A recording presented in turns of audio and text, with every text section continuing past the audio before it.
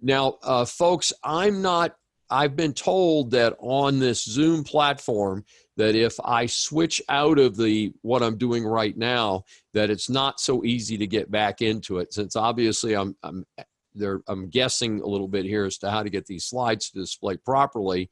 By the way, I attended a Zoom lecture at noon today, and the way I was watching it, the first slide never advanced. So they thought slides were advancing, but at least on my computer, the slides weren't advancing. So there are some technical issues in these things from time to time.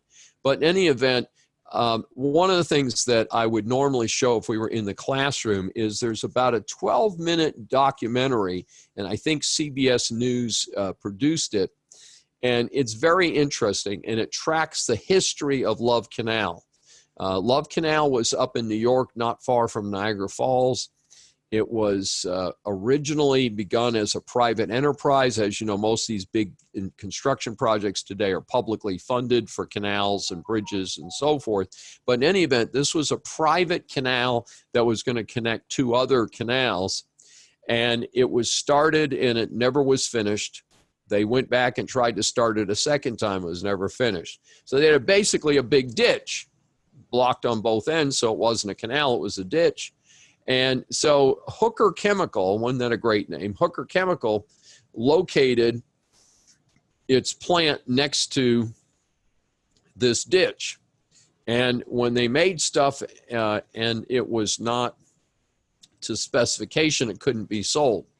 So they would dump all of the off-spec product. They would put them in 55-gallon drums, throw the drums in the ditch, cover the ditch over with water, with dirt.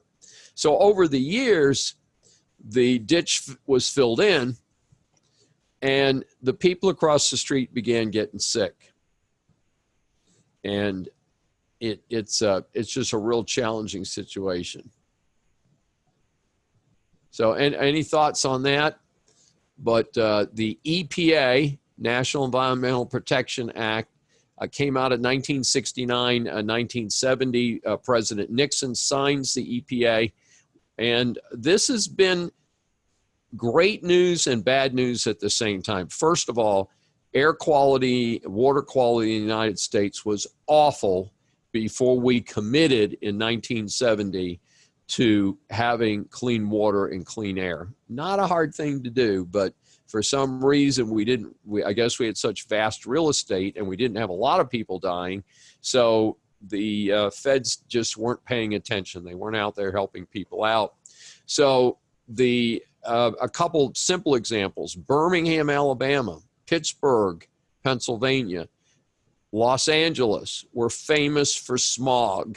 Smog in Los Angeles was a coined term meaning fog came in because they're against the Pacific flow comes in off the Pacific Ocean toward the city of Los Angeles, would hit the mountains behind the city of Los Angeles and hold the air there.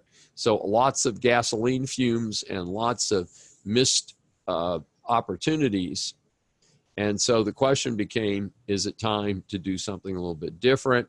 And so the National Environmental Policy Act mandated cleaner air standards, and it's been very, very successful. While we certainly haven't cured air pollution, it is dramatically better than it was before the EPA got involved. Now, we did have some hard times. Automobiles are one of the leading causes of pollution, and in 73, 74, American manufacturers, particularly Ford and Chevy, tried to pioneer vehicles that would have lower hazardous emissions.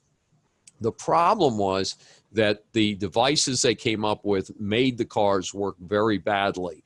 So one of the things, if you're ever into collecting cars, generally don't take a 73 or 74 because they had very poor environmental systems, first-gen systems for environmental control, and sadly those systems didn't work very well and caused the cars to be extremely unreliable. And those were probably some of the shortest lived cars ever because they were just so unreliable and awful that people didn't like it. In terms of water pollution, The Environmental Protection Act requires that no hazardous materials be tossed into a navigable waterway.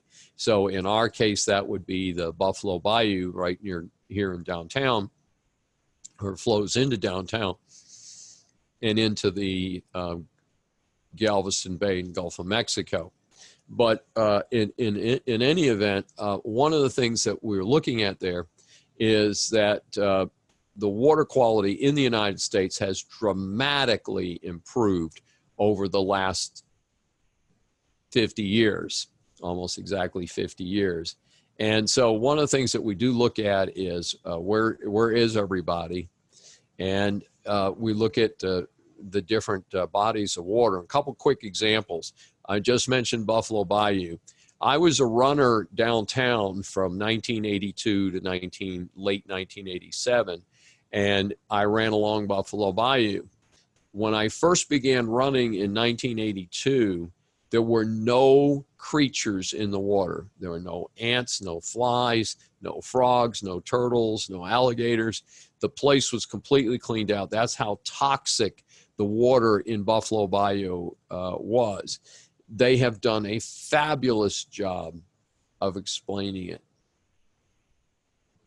So you've got the National Environmental Policy Act. We've got environmental regulatory agencies that are supposed to be experts on air and water and solid land pollution. And there's certainly a concern. We generate billions of tons a year of waste. How do we best dispose of that waste? And then we're going to talk about briefly Toxic Substances Control Act. Now, the Environmental Protection Agency has become somewhat of a political football, where you've got people sometimes referred to as the greenies. The greenies want extreme restriction and similar to what we have in Europe. And then other operations want something done a little bit differently. And so one of the problems we ran into is the EPA appears to have overrun its authority and to hassle people on private land.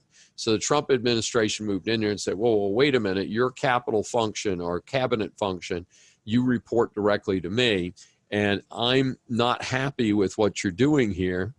And so you are going onto people's land and saying they can't use the water that's on their own land.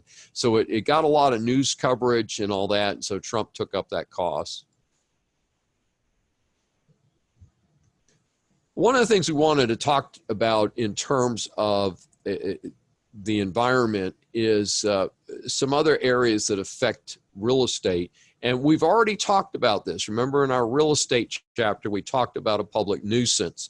And so you may remember my example of you've got a little country place up in the hill country, and you go there one weekend and there's a bad smell because your next door neighbor has started raising pigs. Pigs do not smell good. At least their excrement does not. So one of the things that happens there is that you've got a nuisance operating, and you may or may not be able to persuade the person to stop being a nuisance, or you may be able to bring legal charges. So it depends on what type of a nuisance is happening. Obviously, if they're dumping, harsh chemicals into a stream that runs through your property and theirs, you can certainly report that to the feds in most cases.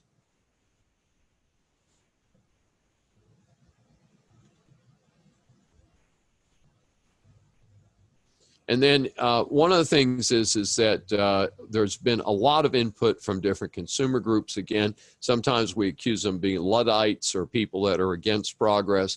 But I think that there is a way to get along better by being smart about what we do. So federal government, because so much pollution crosses state lines, generally speaking, works from the standpoint that we ruined our own gorgeous, beautiful part of the earth, our continent, and therefore it's our responsibility to put it back the way it was as much as we can, or certainly make it as healthy as possible. So what we want to do is you want to have an environmental impact statement EIS, environmental impact statement, for every major federal action that affects the environment. And that's just about every big project. And you're going to have to do a report that describes the environmental impact, the adverse effects on the environment, alternative actions that could be taken, list any irreversible impacts on the environment. So let's take a look at this. So the Environmental Protection Agency, air and water, disposal of solid waste and toxic substances, and the use of pesticides and radiation. Certainly there are other agencies that are impacted, as well as state and local agencies. So I mentioned that we'd made tremendous strides in cleaning up the air, more efficient auto emission systems, and better production of the product itself out at the refineries. It used to be a terrible chore to drive past the refineries. They've cleaned that up a great deal over the last couple of years.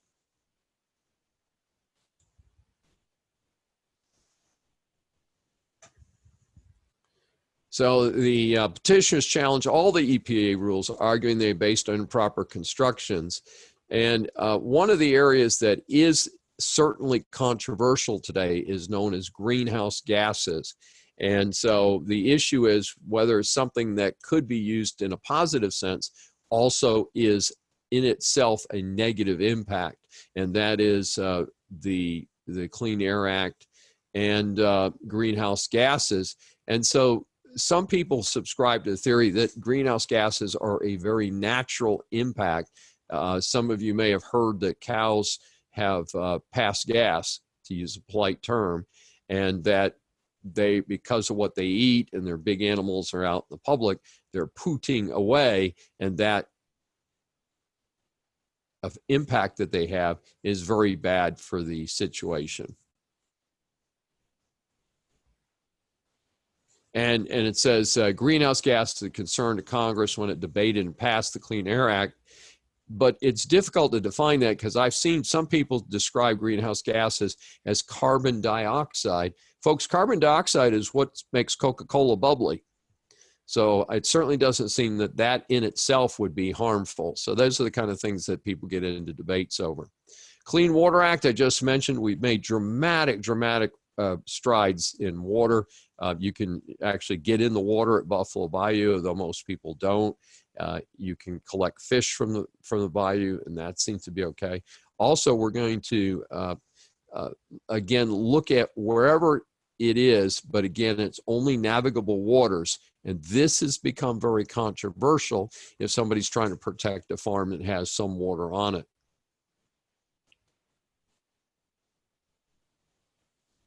And so a part of the challenge here is whether something's navigable, and they use the example of the Salton Sea. And keep in mind that you can be prosecuted either by the government or a private party for violating the EPA, the Clean Water Act. And the question will come up as to whether it's a negligent violation or you knowingly violated it.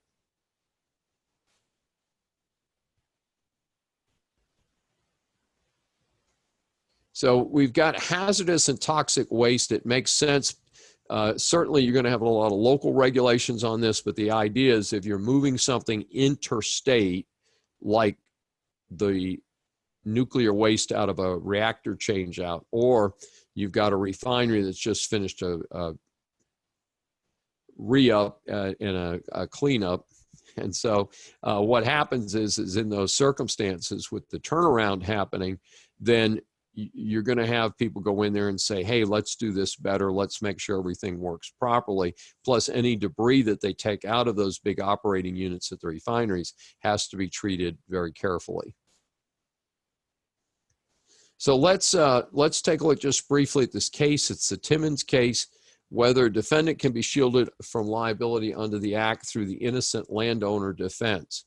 So you must show that you really didn't know and that you didn't own the property when it became unusable. And this is a very important concept, because you think about it, if you were a homeowner up there in near Niagara Falls and your house was polluted by Love Canal, So you're going to be looking to get out of Love Canal, especially to make a healthier environment for your kids.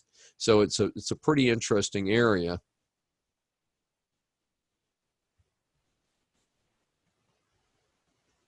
So there is the Toxic Substances Control Act. The EPA is charged with responsibility.